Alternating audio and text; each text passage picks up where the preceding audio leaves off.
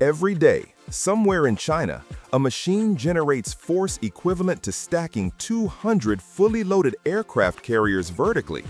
This hydraulic press, rated at 80,000 tons, stands 10 stories tall and weighs more than the Eiffel Tower. Picture this. Under its ram, 300-ton steel billets, weight of 60 elephants, flatten like modeling clay in seconds. The ground shakes for miles when it operates. Windows rattle in villages 8 miles distant.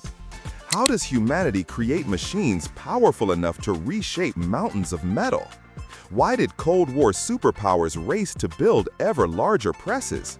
Stick around till the end. You'll discover the jaw-dropping reason these monster machines dominate aerospace and defense, the shocking physics of what happens when 80,000 tons compress glowing steel, and why welding became obsolete for the world's most critical components. The story begins at China Erzong Group in Deyang, Sichuan Province, home to the world's most powerful forging press. This colossal machine, commissioned in 2013, towers 120 feet tall. Picture a 12-story building dedicated to squashing metal. The press frame alone weighs 22,000 tons, constructed from steel beams thicker than telephone poles, bolted together with fasteners weighing 500 pounds each. The facility consumes electricity equivalent to 40,000 homes during operation. 8 separate hydraulic power units, each the size of shipping containers, pump oil through pipes 16 inches in diameter. These hydraulic systems generate pressures reaching 10,000 psi, enough to blast water through concrete like tissue paper. When all systems activate simultaneously, the combined oil flow measures 3,000 gallons per minute. That's emptying a backyard swimming pool every 10 minutes, continuously through hydraulic cylinders generating incomprehensible force.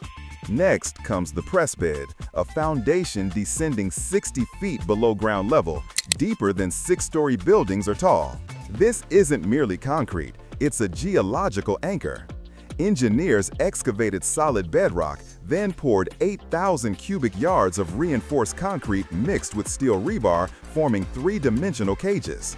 The foundation weighs 45,000 tons, more than 4 nuclear submarines combined. Why such extreme engineering? Because when 80,000 tons of force compress metal, Newton's third law demands equal reaction force pushing downward. Without this massive foundation, the press would crack bedrock and sink into earth like a nail hammered into butter. Seismographs detect vibrations from press operations 12 miles away, not from noise, but from actual ground displacement. The Chinese government prohibited residential construction within 2-mile radius specifically because repeated press cycles could damage building foundations through accumulated seismic stress over years. Giant overhead cranes, rated at 600 tons capacity and spanning widths exceeding football field lengths, position workpieces beneath the ram. These cranes represent engineering marvels themselves, structures where every rivet matters because failure means dropping cargo worth millions. Control rooms, protected by 18-inch thick reinforced concrete walls and bulletproof glass windows, house operators controlling machinery from safe distances. The press ram, the actual crushing surface, measures 40 feet by 30 feet, larger than most studio apartments. Made from tool steel hardened to withstand pressures that would pulverize normal steel, this ram surface gets replaced every 18 months despite costing $2 million.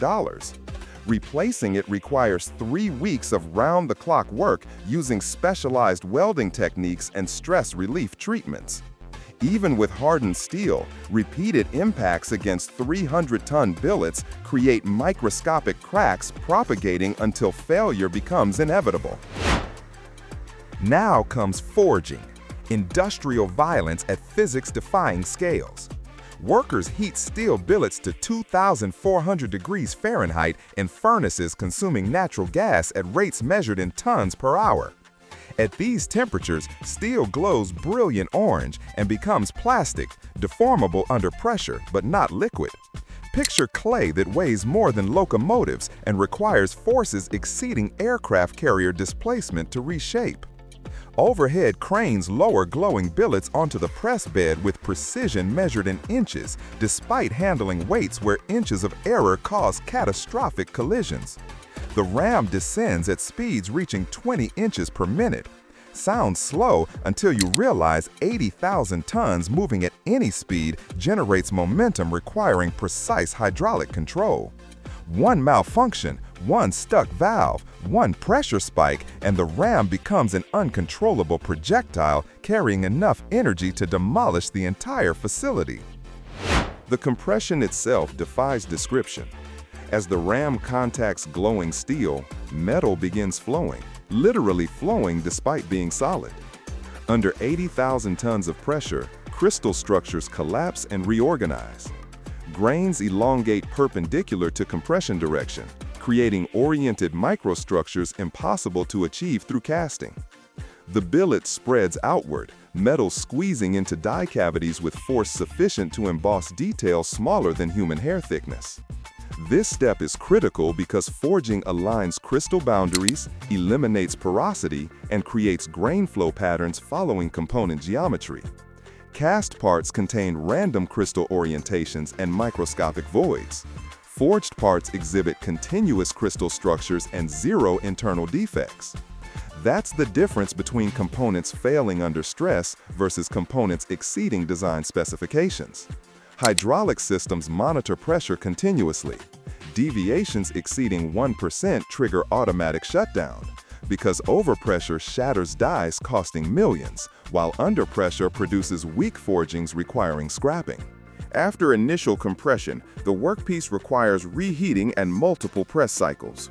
Large forgings need 20 to 40 separate compressions, each reshaping metal incrementally. Between cycles, manipulators, robotic arms capable of rotating 300-ton workpieces, reposition the forging.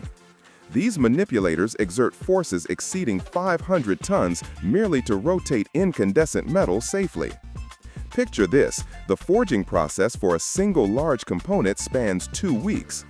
Workers cycle the workpiece between furnace and press 40 times, gradually transforming a rectangular billet into complex shapes: bulkheads for aircraft fuselages, rocket motor casings, pressure vessel heads. Each press cycle compresses the forging 3 to 6 inches, permanently deforming metal through controlled violence. Temperature control matters critically. Too hot, metal oxidizes excessively. Too cold, it cracks under pressure. Operators monitor color constantly, making decisions affecting millions in material value based on visual assessment of orange to red glow transitions.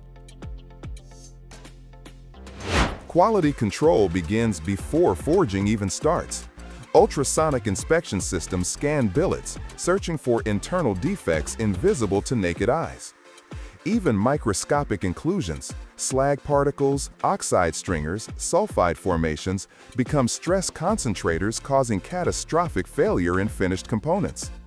Rejected billets return to steel mills for remelting.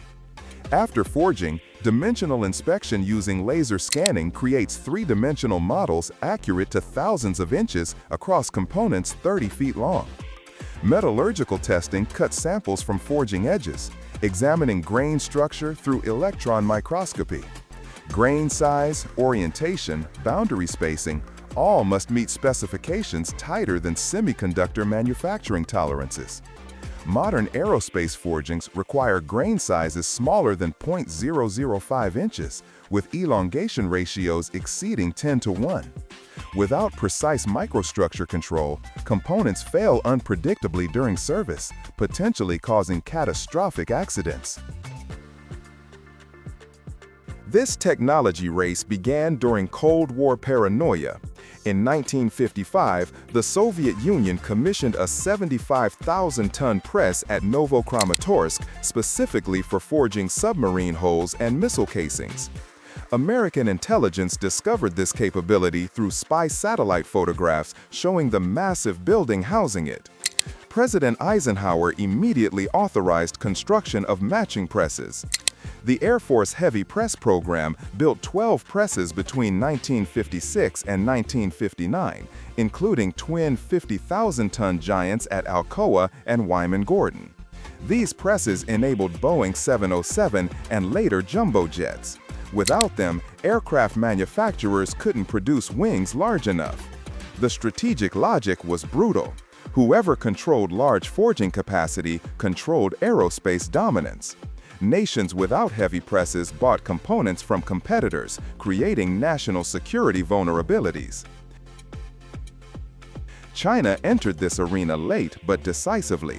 Their 80,000-ton press, exceeding any Cold War relic, announced intentions clearly: aerospace independence. Today, China produces aircraft landing gear, rocket stages, and turbine components previously imported from America and Russia. The press paid for itself within 5 years through import substitution alone. Carbon emissions drop by 43% when forging replaces welded assembly in aircraft structures, eliminating welding energy and reducing weight through integrated designs. Industry saves over $32 billion annually through large forgings versus machining components from solid billets, which waste 90% of material as chips. Processing costs drop 61% because one forging operation replaces dozens of machining hours. So here's the secret promised: these monster presses exist because physics favors size. Larger presses forge larger components in single operations, eliminating joints where failures initiate. Every weld introduces heat-affected zones with altered crystal structures becoming crack paths. Every bolted joint adds weight and complexity. Seamless forgings eliminate these vulnerabilities entirely. That's why the Airbus A380's wing ribs come from single forgings. No welds, no joints, just continuous metal flowing across 20-foot spans. From Cold War arms race to commercial aerospace dominance, cycle completes. The 80,000-ton press represents more than manufacturing capability. It's geopolitical leverage. Nations with these machines build aircraft, rockets, submarines independently. Nations without them remain customers, technologically dependent, strategically vulnerable. We've learned that industrial capacity determines global power hierarchies as surely as nuclear arsenals. That press standing in Sichuan doesn't just forge metal, it forges national sovereignty. Every second, 441 nuclear reactors worldwide generate electricity for 1 billion people. But here's what keeps engineers awake at night. Each reactor core operates at temperatures reaching 3,600 degrees Fahrenheit, hot enough to melt concrete, vaporize water instantly, and turn steel into liquid. The only barrier between civilization and nuclear catastrophe is a single steel vessel forged from a 600-ton ingot without a single weld. Picture the weight of 4 blue whales compressed into one seamless cylinder, standing guard over controlled atomic fire. How does humanity forge the largest single-piece objects ever created? How do engineers ensure steel survives conditions that would liquefy most metals? Stick around till the end. You'll discover why only one company on Earth can manufacture these reactor vessels, the jaw-dropping reason welds are forbidden, and the shocking truth about what happens when forging goes wrong at the atomic scale.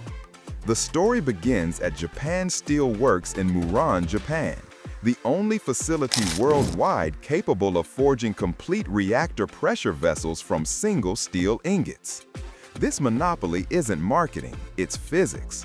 Their forging press, standing 12 stories tall and weighing 14,000 tons, generates forces equivalent to stacking 70 statues of liberty on a dinner plate.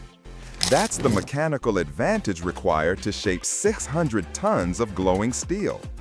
The facility consumes enough electricity to power 25,000 homes during forging operations. Backup generators the size of locomotive engines ensure power never interrupts mid-forge. A single unexpected cooling would create internal stresses shattering the vessel like glass. The plant operates 3 shifts daily, yet completes only 4 reactor vessels annually. Each vessel requires 8 months from raw steel to finished product. That's longer than human pregnancy, applied to metalworking requiring tolerances measured in thousands of inches across objects 30 feet tall. Next comes steel creation, where metallurgists blend iron with precise amounts of manganese, nickel, chromium, molybdenum, elements chosen for neutron resistance and high temperature strength. The recipe, classified by nuclear regulatory agencies, creates alloy capable of withstanding 50 years of continuous neutron bombardment without becoming brittle. Standard steel exposed to reactor conditions becomes fragile within months. Reactor-grade steel must maintain ductility for half a century. Electric arc furnaces, consuming megawatts of power, melt 300 tons of scrap and alloys at 3,000 degrees Fahrenheit. Molten steel flows into massive ladles lined with refractory bricks capable of containing liquid metal without dissolving. Workers add deoxidizers and desulfurizers, removing impurities at parts per million levels. Even microscopic inclusions, trapped oxides, sulfides, or air bubbles become crack initiation sites under reactor pressures exceeding 2,200 pounds per square inch. That's pressure crushing car engines like soda cans. Giant molds assembled from water-cooled copper plates standing 20 feet tall receive the molten pour.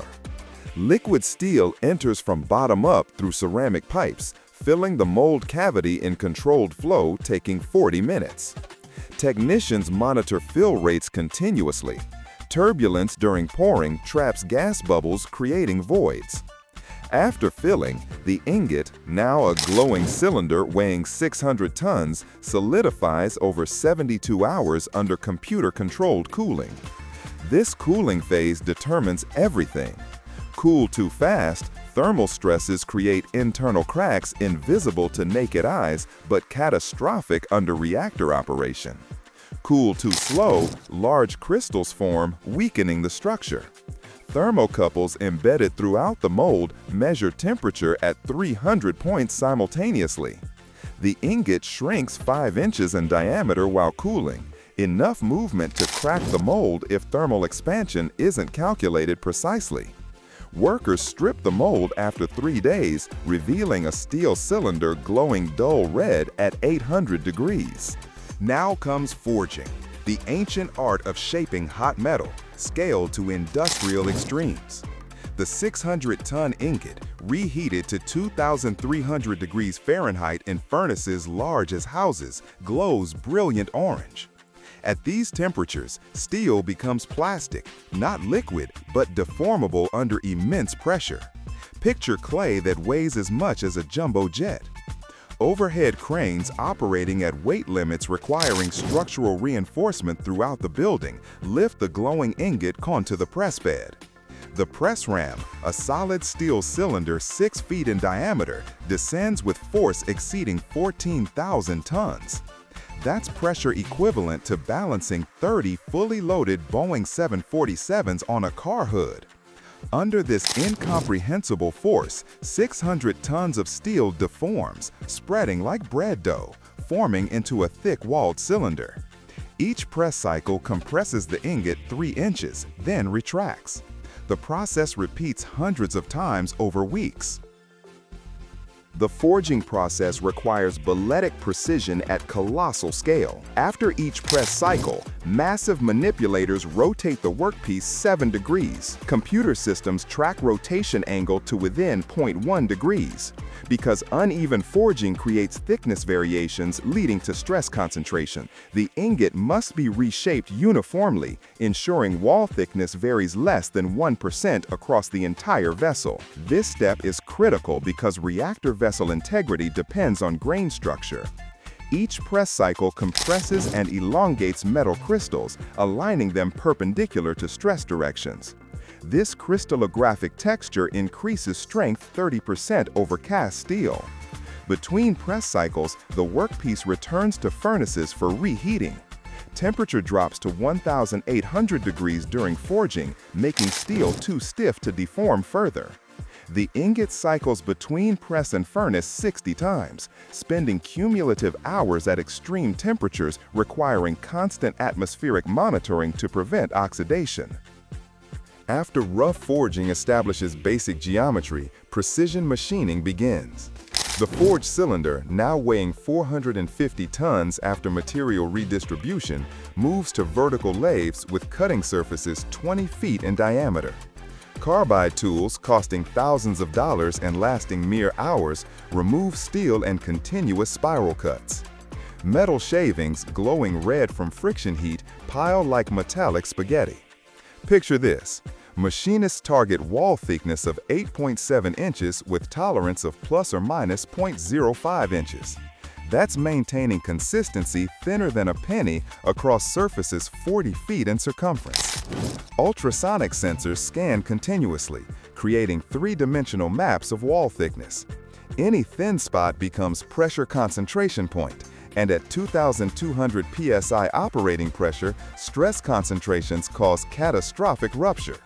Modern reactors operate at pressures where even microscopic flaws propagate into fractures within microseconds once initiated.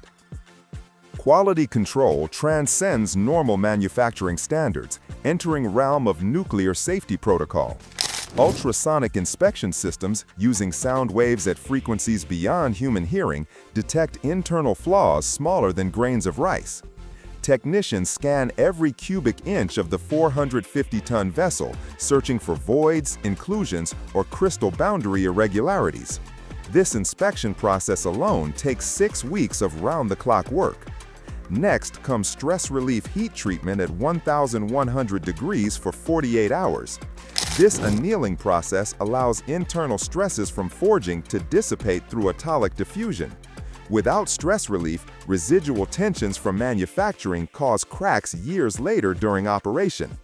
After heat treatment, hydrostatic pressure testing subjects the vessel to 3,300 psi, 50% beyond operating pressure. Workers flood the interior with water, then pump pressure until the vessel expands measurably. Any weakness reveals itself through leakage or deformation. Passing this test certifies the vessel can contain reactor core meltdown scenarios. This wasn't always possible. Back in 1955, early reactor vessels used welded construction, multiple curved plates joined by fusion welding. The Windscale reactor fire in Britain that year released radioactive iodine when welded seams failed under thermal stress. Investigation revealed welds created heat-affected zones where crystal structure changed, becoming brittle under neutron bombardment. The breakthrough came when Robert Wuthridge at Combustion Engineering proposed seamless forging in 1963. However, no forge press existed powerful enough. Japan Steelworks developed their 14,000-ton press in 1967 specifically for reactor vessels, recognizing the strategic importance. By 1975, all new reactor designs mandated seamless forgings. Today, the safety record speaks volumes. 0 pressure vessel failures in commercial reactors using forged construction. The few accidents that occurred, 3 Mile Island, Chernobyl, and Fukushima, involved cooling system failures, not vessel integrity. Those forged steel shells contain disaster, preventing far worse outcomes. Carbon emissions avoid 48 billion tons annually through nuclear power generation versus coal, equivalent to removing every car, truck, and plane from operation for 3 years. Nuclear energy costs drop 62% per kilowatt-hour versus solar with battery storage. A single reactor vessel forged today will generate electricity for 80 years, powering 3 million homes throughout its lifetime. So here's the secret promised. These vessels can't be welded because neutron radiation does something insidious to metal. It transmutes atoms. High-energy neutrons knock atoms from crystal lattice positions, creating vacancies and defects. Over decades, accumulated damage makes steel brittle. Welds, where crystal structures merge imperfectly, accumulate damage faster. The heat-affected zone becomes embrittlement accelerator. Seamless forging eliminates this Achilles heel entirely.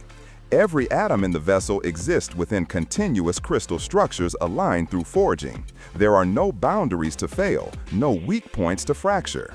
From 600-ton ingots to civilization's guardians, cycle completes. We've engineered the ultimate containment, steel vessels standing between humanity and atomic fire for generations. These aren't just industrial products, they're monuments to engineering paranoia in the best sense. Over-engineering driven by understanding that failure means catastrophe. That forged steel cylinder represents humanity's ability to harness cosmic forces while building redundant safety margins into physical structures. We've learned to respect the atom's power by building cages worthy of containing it. Without nickel, Tesla's electric vehicles wouldn't exist. Every year, over 3 million tons of this silvery metal get extracted from Earth's crust, 70% destined for stainless steel, 30% powering the battery revolution transforming transportation. Picture this. Inside every electric car battery, nickel accounts for up to 80% of cathode weight, storing the electrical energy making 500-mile ranges possible. How does rock buried 2 miles underground become the metal enabling carbon-free futures? How do ancient asteroid impacts create deposits worth billions? Stick around till the end. You'll discover why this metal, discovered in 1751, became overnight the most critical resource for climate solutions, and the shocking environmental price we pay for every kilowatt-hour stored. The story begins in Sudbury, Canada, ground zero for one of Earth's largest meteorite impacts. 2 billion years ago, a 6-mile-wide asteroid slammed into primordial crust with force equaling 6 billion Hiroshima bombs. That cataclysmic collision melted rock 60 miles deep, concentrating nickel-rich magma into deposits mining companies extract today. Standing at crater's edge feels like visiting Earth's wound that never healed. Modern mining descends through vertical shafts, plunging 7,000 feet, deeper than 6 Empire State Buildings stacked vertically. Massive cage elevators, traveling at speeds exceeding 30 miles per hour, drop miners into darkness in under 4 minutes. That's falling through bedrock older than complex life itself.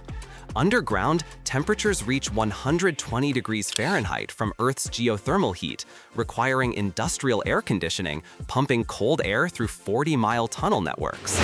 Next comes extraction, where explosive specialists drill blast holes following nickel-bearing veins. Charges containing ammonium nitrate, industrial explosive used in quantities measured by tons, fracture solid rock with controlled violence. The deafening thunder from underground blasts shakes surface buildings miles away, rattling windows in synchronized waves every afternoon at precisely 4 o'clock shift change. Giant load haul dump machines, nicknamed LHDs, and standing tall as double-decker buses, scoop 50 tons per bucket. Picture mechanical mastodons navigating tunnels barely wider than their frames. Operating in perpetual darkness, illuminated only by headlamps, drivers maneuver 60-ton machines through labyrinths where wrong turns mean hours backtracking. Every shift, these machines transport 15,000 tons of ore, weight equivalent to 75 blue whales, through underground highways to crushing stations. Surface processing begins where jaw crushers, standing 4 stories tall with opening widths matching garage doors, pulverize boulders into gravel-sized chunks. With bone-rattling vibrations felt through steel-toed boots, hydraulic jaws generate crushing forces exceeding 15,000 pounds per square inch. Operators monitor crack propagation. Rocks splitting wrong create jams requiring dangerous manual intervention with jackhammers. Conveyor systems stretching 8 miles, longer than Central Park, transport crushed ore to grinding mills. Inside rotating drums 30 feet in diameter, 25-ton steel rods tumble with ore, creating grinding cacophony resembling continuous thunder. Processing 12,000 tons hourly, that's loading freight trains non-stop. This powder, finer than beach sand, flows to flotation cells, where chemicals separate nickel sulfides from waste rock using bubble physics. Nickel concentrate emerges containing 20% metal, ready for the real challenge, purification. Next comes roasting, a pyrometallurgical inferno where concentrate gets heated in massive kilns to 1,400 degrees Fahrenheit. At these temperatures, sulfur burns away as sulfur dioxide, leaving behind nickel oxide mixed with iron. Picture industrial-scale barbecuing where the meat is rock and smoke contains compounds requiring scrubbing before atmospheric release. The roasted material, now crumbly and porous like volcanic pumice, moves to smelting furnaces, where temperatures climb to 2,600 degrees Fahrenheit. Electric arc furnaces, consuming power equivalent to small cities, enough electricity to run 12,000 homes, melt oxide into liquid matte. This molten mixture, containing 60% nickel and 40% other metals, glows white-hot like captured starlight. Every 2 hours, furnaces tap this liquid fire into ladles holding 200 tons.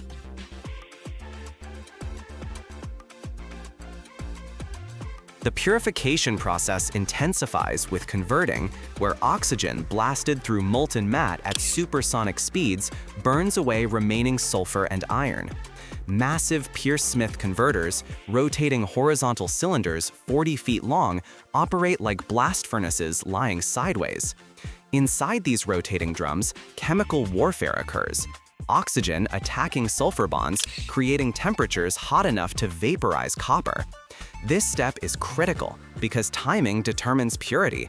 Blow too long, nickel oxidizes wastefully. Too short, impurities contaminate final product. Operators monitor color changes in flames shooting from converter mouths. Blue flames mean sulfur burning, yellow indicates iron removal, clear white signals nickel ready. That visual chemistry, unchanged for centuries, guides decisions affecting millions in product value.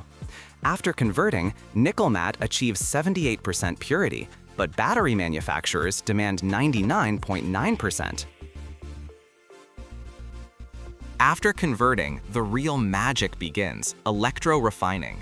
Here, physics and chemistry converge in massive electrode halls housing thousands of cells. Impure nickel anodes, cast into plates weighing 300 pounds each, suspend in electrolyte baths containing nickel sulfate and sulfuric acid. Electric current flowing through these baths, think industrial-scale electroplating, dissolves nickel atoms from anodes, transporting them through liquid to deposit on pure nickel starter cathodes. Picture this: over 10 days, nickel migrates atom by atom across 6-inch gaps. Impurities like cobalt, copper, iron stay behind, falling as sludge to cell bottoms. This sludge, later processed separately, contains precious metals including platinum, gold, palladium, making waste worth more than many ores. Temperature control matters critically. Too hot, dendrites form, metal crystals bridging electrodes causing shorts. Too cold, deposition slows uneconomically. Electro-refining requires surgical precision in industrial setting. Computer systems monitor voltage, amperage, temperature across 15,000 individual cells simultaneously. Operators adjust current by milliamps. Modern refineries achieve nickel purity of 99.99%, only one impurity atom per 10,000. That's purity rivaling semiconductor-grade silicon. After 10 days, workers crane lift finished cathodes, now coated with 400-pound nickel deposits from baths. Mechanical strippers peel nickel from starter sheets like removing wallpaper. These pure nickel sheets, called cathodes, get melted into pellets for battery manufacturers, or alloyed with chromium and iron for stainless steel. The energy intensity staggers. Producing 1 ton of battery-grade nickel consumes 50 megawatt-hours, enough electricity to power average American homes for 60 days. This industry transformed radically in 15 years. Back in 2010, nickel prices averaged $7 per pound, used primarily for stainless steel. Battery applications consumed less than 5% of global production. That all changed when Elon Musk's Master Plan 2 announced Tesla's battery gigafactories in 2016. The breakthrough came when battery chemistry shifted from cobalt-heavy NCAs to nickel-rich NCMs, nickel-cobalt-manganese cathodes containing 80% nickel. Suddenly, every electric vehicle needed 110 pounds of nickel. Global demand exploded. Prices spiked to $9 per pound by 2022. Indonesia, containing 21% of world's reserves, transformed from minor player to dominant producer. Today, battery applications consume 43% of new nickel production. By 2035, International Energy Agency projects batteries will consume 75%, driven by 200 million electric vehicles requiring 23 million tons cumulatively. Carbon emissions drop by 18% when recycling nickel versus mining virgin ore, equivalent to removing 3 million cars annually. Industry saves over $22 billion yearly through recycling. Processing costs drop 31% because smelting scrap requires half the energy of complete ore processing. So here's the secret promised. Nickel is humanity's transition metal, literally bridging fossil fuel era to electric future. But here's the dark truth. Extracting nickel for just one EV battery produces 8 tons of CO2 emissions. That electric car carries invisible environmental debt, requiring 35,000 miles of driving before breaking even with efficient gasoline vehicles. The green revolution isn't free. It's an energy trade-off where extraction today enables emission reductions tomorrow. From asteroid impacts to electric highways, cycle completes. We're mining ancient cosmic collisions to power climate solutions. Nickel doesn't solve pollution, it relocates it, concentrates it, transforms it into manageable problem. That's not failure, that's engineering reality. Every solution creates new challenges. The question isn't whether mining nickel harms Earth, it does. The question is whether preventing catastrophic climate change justifies temporary scars. Every year, the world cranks out over 100 million cubic meters of medium-density fiberboard. That's such a massive amount that you could build a road around the entire planet with it, every single year. Imagine this. What was once trash, sawdust, wood chips, and scrap paper, is now transformed into a material worth over $25 billion. China controls half of the entire volume, while Europe and the US add millions of cubic meters each year. But what's really going on behind the factory walls, where wood dust goes from being waste to perfectly smooth panels? If you stick around to the end, you'll learn a secret that's usually kept hidden.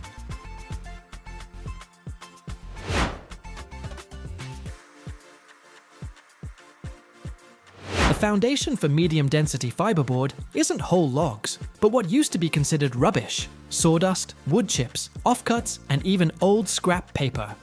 It's a triumph of smart resource use. These mountains of wood waste are brought to the plant and first get a thorough cleaning. Powerful magnets pull out any metal contaminants, nails, staples, while screening systems remove sand and stones that could damage the expensive equipment. After that, the raw material goes into a huge vat where it's washed and steamed with hot steam. This isn't for cleanliness. It's done to soften the lignin, the natural glue that holds the wood fibers together. Now comes the most important step, the one that separates medium-density fiberboard from its rougher cousin, particle board.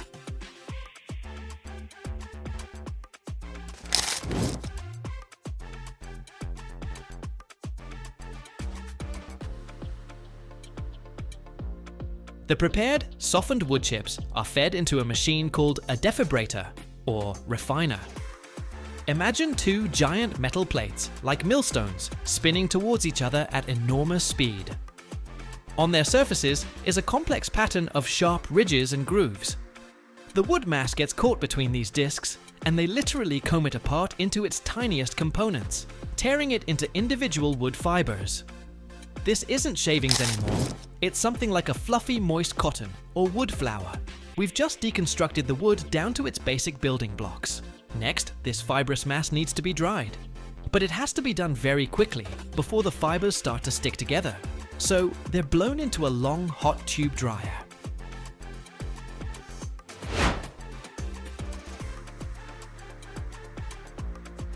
A stream of hot air picks up the fibers, and as they fly through this tube, all the excess moisture evaporates from them. And right here, while the fibers are still hot and flying in this whirlwind, the next key stage happens: resonation. A fine mist of a binding agent is sprayed into the airstream through special nozzles. This is urea resin, our glue. This mist envelops every tiny fiber, coating it with a thin, sticky film. It's a very efficient method that guarantees a perfectly even distribution of the glue. Now this resin-soaked, dry, and light as fluff mass is ready to become a board. It goes into a forming machine. The stream of fibers settles onto a wide, moving conveyor, forming a thick, fluffy, and perfectly uniform mat. Special rollers slightly compact it, and giant knives cut off pieces of the required length. It's already starting to look like a future board, but for now, it's just a thick, soft mattress of wood fluff.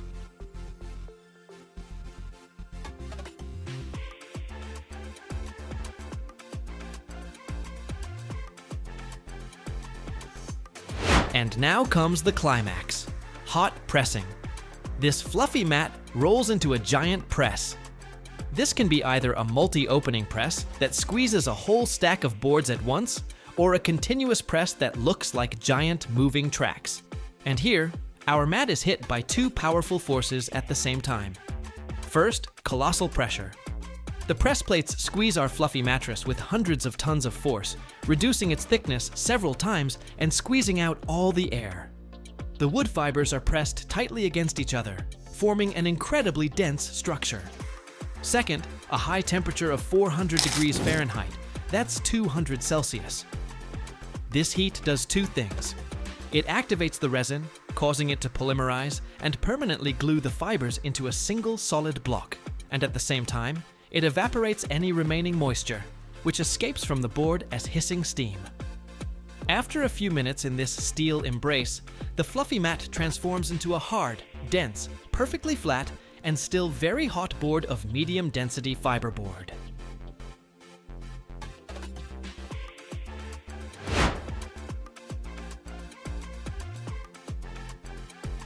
After the press, the hot boards can't just be stacked. They need to be cooled to relieve internal stresses. They're placed in a special fan cooler, which looks like a giant filing cabinet, where they slowly cool while being fanned with air. Once the boards have cooled, it's time to give them a finished look. First, they're stacked in high piles and left to rest for a few days. This stabilizes their internal structure. Then, each board goes through a sanding machine. Imagine a giant belt sander with several heads. Wide abrasive belts remove a thin surface layer from both sides, bringing the board to a perfectly precise thickness, for example, 16 or 18 millimeters, and creating that famous smooth as paper surface. And the final touch, cutting.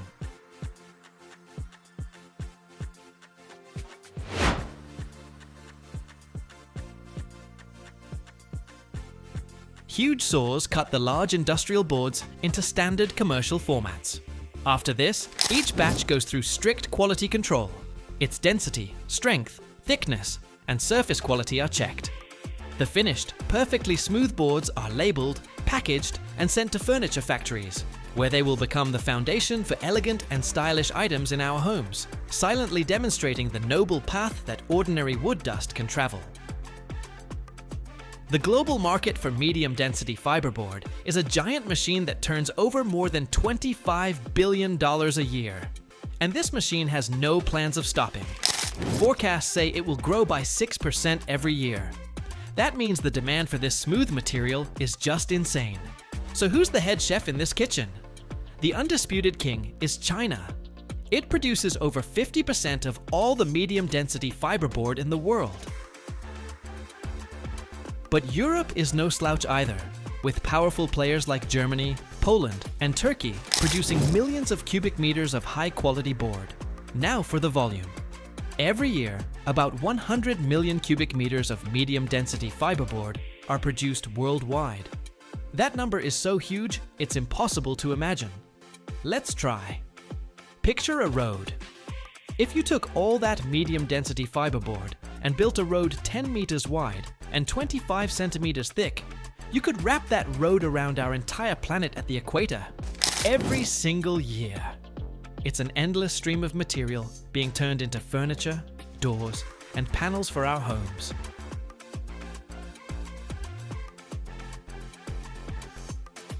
Every year, the world melts over 1 billion tons of pig iron.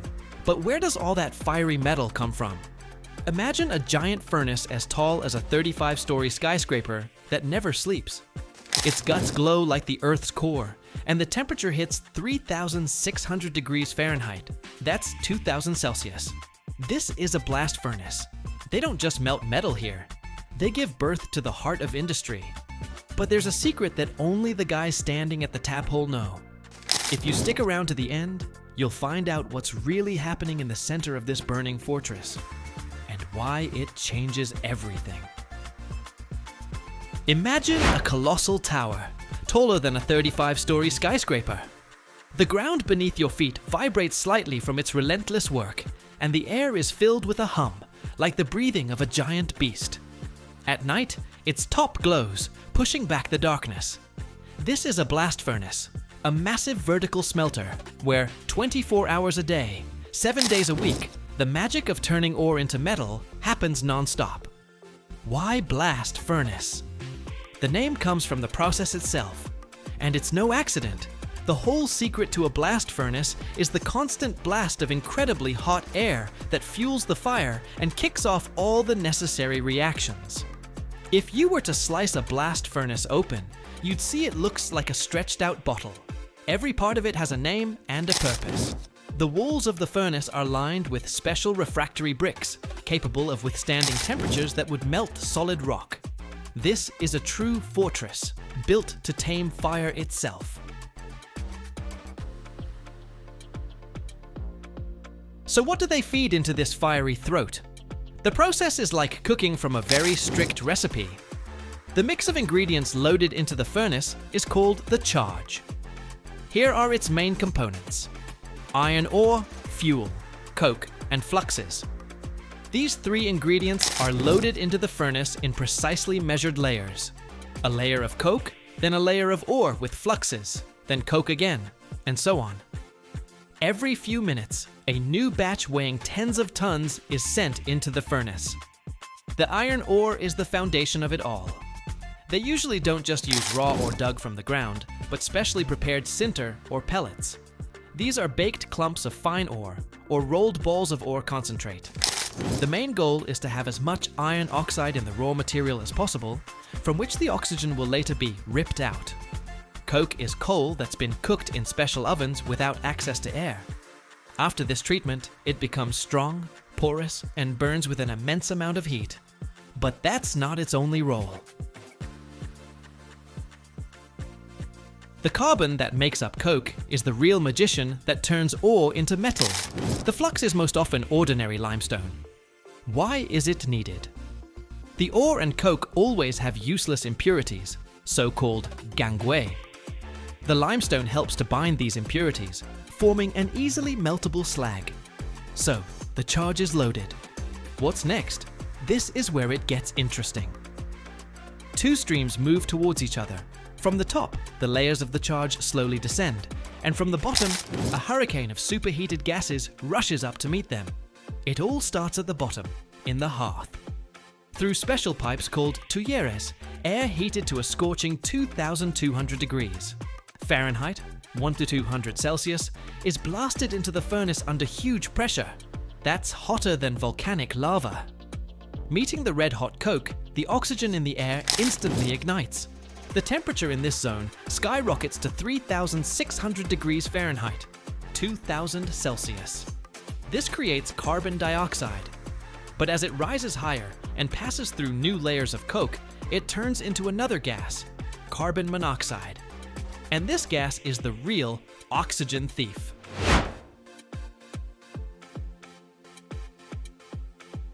As this searing hot stream of gas rises up the furnace shaft, it envelops the chunks of ore and begins to greedily rip the oxygen from them, leaving behind reduced, spongy iron.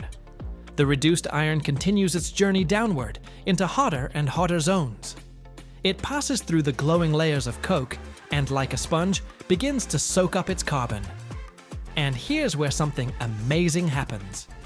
Pure iron melts at a very high temperature of 2,800 1,530 nanometers. But soaking up carbon dramatically lowers that melting point. That's why a blast furnace doesn't produce pure iron, but an alloy of iron and carbon, pig iron, which becomes liquid at just 2,200 1/200 Roughly every 40 to 60 minutes, enough liquid products have collected in the bottom of the furnace. It's time for the climax, a truly mesmerizing sight. A furnace worker, the keeper, uses a special drill to punch open a hole in the furnace wall, the tap hole.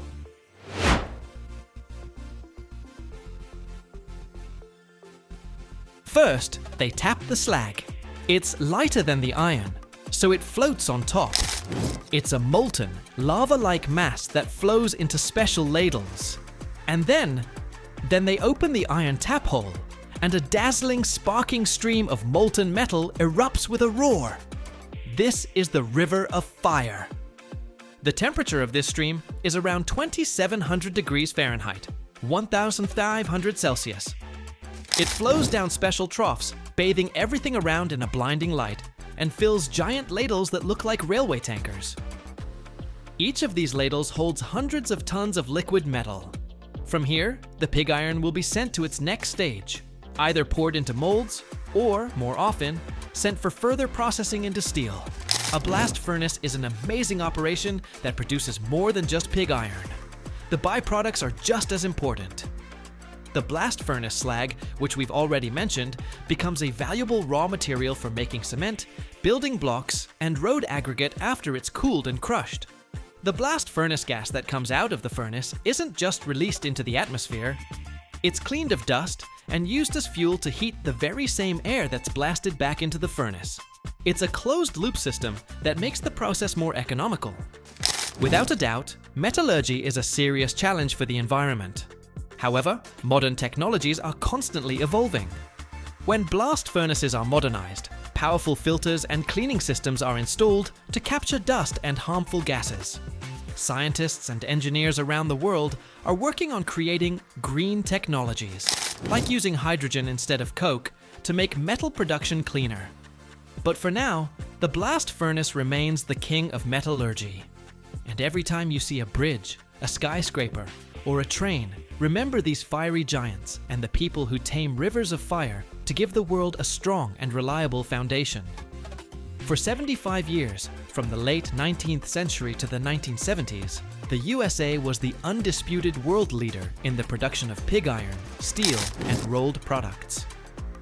During this period, the American iron and steel industry wasn't just a sector of the economy, it was the key, or barometer, of the American economy. In the 1920s, for example, the country produced about half of the world's pig iron. Imagine that. Every other ton of this strategic metal in the world was born right here in American furnaces. Every year, the world produces over 130 million tons of glass. But few people know that behind every clear window, bottle, or skyscraper facade lies a true symphony of fire, air, and light.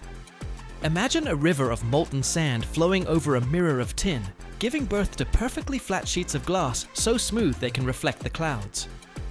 But there's another kind of glass, one that's alive, with a soul, created by the breath of a craftsman and the fire of a furnace.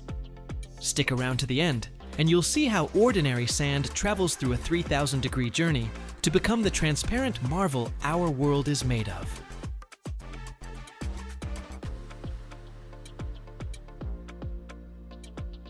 While the vast majority of architectural glass today is born from a perfectly flat, fiery river flowing over molten tin in the float process, the true soul of the material is revealed in the methods that give it character and uniqueness. This journey from a simple, transparent sheet to a work of decorative art is a fascinating one.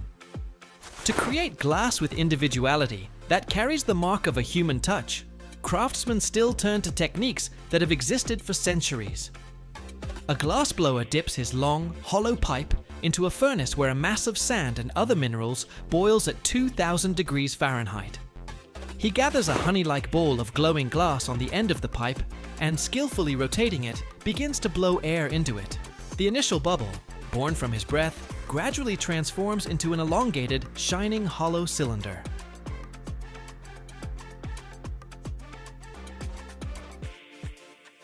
Thanks to the force of gravity and skillful swinging, this cylinder can reach several feet in length. After the ends of the cylinder are cut off, it's sliced lengthwise and placed back in the furnace. There, under the heat, it slowly unrolls like a scroll, and the craftsmen smooth it into a flat sheet. Glass born this way is never perfectly flat. It's alive, retaining subtle waves, tiny air bubbles, and fine lines that tell the story of its fiery birth.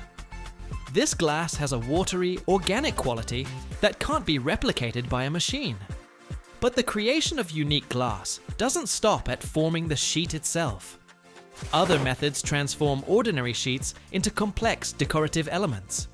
Fusing allows artists to literally paint with glass. Different colored pieces of glass are arranged on a base sheet and sent into a kiln, where at 1500 degrees Fahrenheit, they melt together into a single piece, creating bright, painting-like compositions.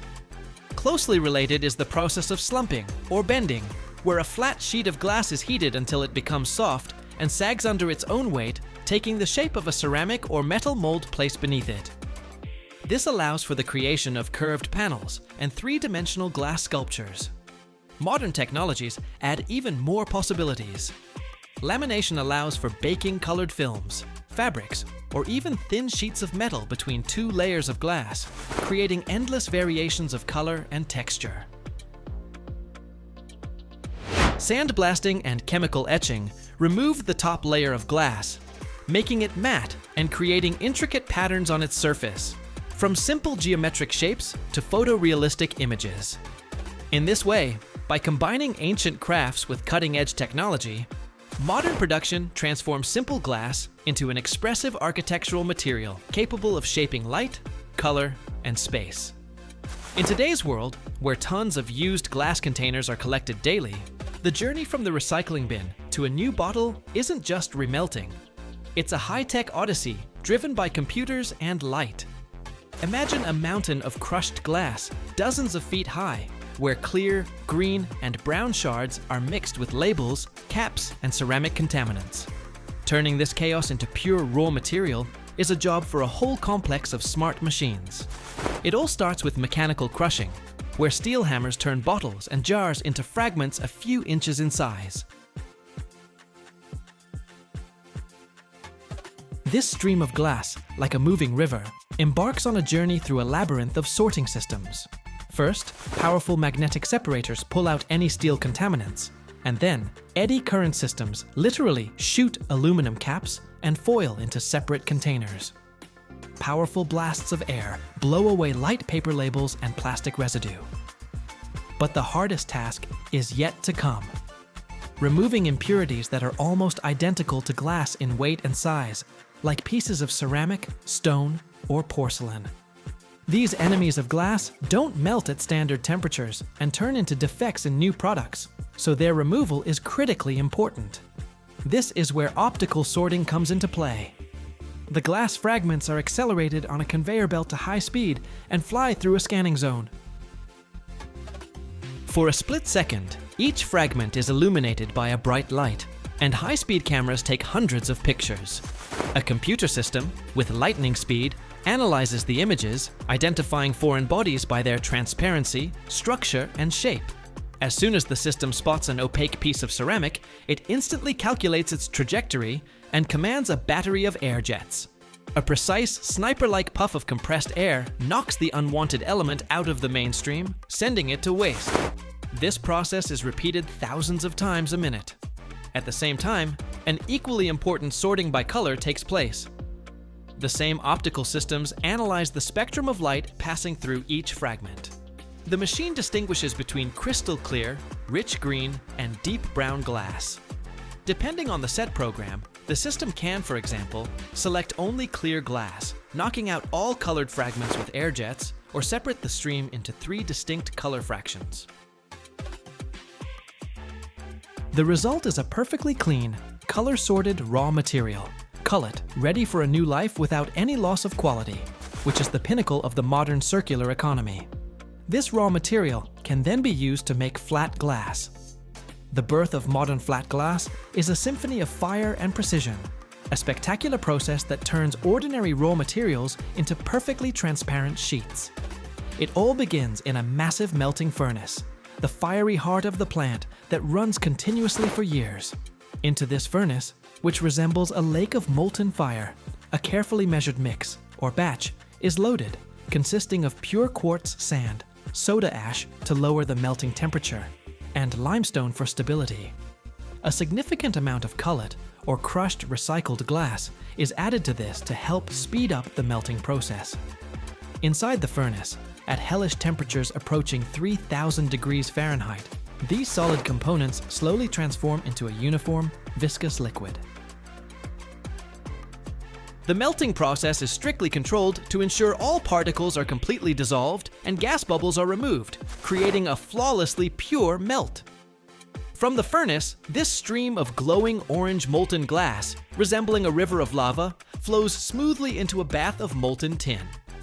This is the culmination of the process known as the float process. The tin bath, stretching for hundreds of feet, has a perfectly smooth, mirror-like surface. Since glass is lighter than tin and doesn't mix with it, it spreads out over the surface, forming a perfectly flat ribbon of uniform thickness. Gravity levels it from the bottom, and surface tension smooths it from the top, creating impeccable optical quality. The speed at which this ribbon is pulled from the bath determines its final thickness with pinpoint accuracy. After forming a perfectly flat surface, the glass ribbon, still very hot but now solid enough to hold its shape, enters the calmest but most critical stage, annealing. It enters a long tunnel known as an annealing layer. If glass is cooled too quickly, its surface will contract faster than its interior, leading to massive internal stresses that will make it brittle and prone to shattering. In the layer, however, the glass temperature is slowly and controllably reduced over several hundred feet, from over 1,000 degrees down to room temperature. This process allows the entire sheet, both surface and core, to cool evenly, relieving all internal stresses. From the other end of the layer emerges a single, flawless, continuous ribbon of perfectly transparent, stress-free glass, ready for automatic cutting into huge sheets that will become the windows, facades, and doors of our world.